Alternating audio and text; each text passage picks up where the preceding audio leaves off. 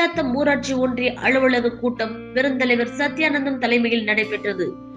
திடீரென அதிகாரிகளை கண்டித்து கருப்பு பேட்ஜ் அணிந்து தரையில் அமர்ந்து உள்ளிருப்பு போராட்டத்தில் ஈடுபட்ட அனைத்து கட்சி ஒன்றிய கவுன்சிலர்கள். வேலூர் மாவட்டம் குடியாத்தம் ஊராட்சி ஒன்றிய அலுவலகத்தில் ஒன்றிய குழு கூட்டம் ஒன்றிய குழு தலைவர் சத்யானந்தம் தலைமையில் நடைபெற்றது. இதில் வட்டார வளர்ச்சி அலுவலர்கள் மற்றும் அனைத்து துறை அரசு அதிகாரிகளும் கலந்து கொண்டனர்.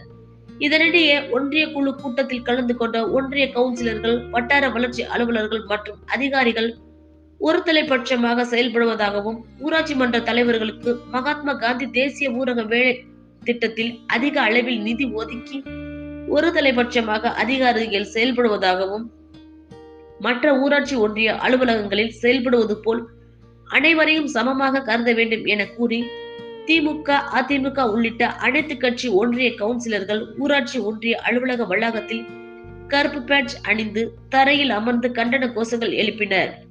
இதனை அடுத்து சம்பவ இடத்திற்கு வந்த குடியாத்தம் நகர போலீசார் மற்றும் ஒன்றிய குழு தலைவர் சத்யானந்தம் ஆகியோர் மேற்கொண்ட பேச்சுவார்த்தையில் சமரசம் ஏற்பட்டு ஒன்றிய குழு கவுன்சிலர்கள் உள்ளிருப்பு போராட்டத்தை கைவிட்டு கலைந்து சென்றனர். இதனால் குடியாத்தம் ஊராட்சி ஒன்றிய அலுவலகத்தில் சிறிது நேரம் பரபரப்பான சூழல் காணப்பட்டது.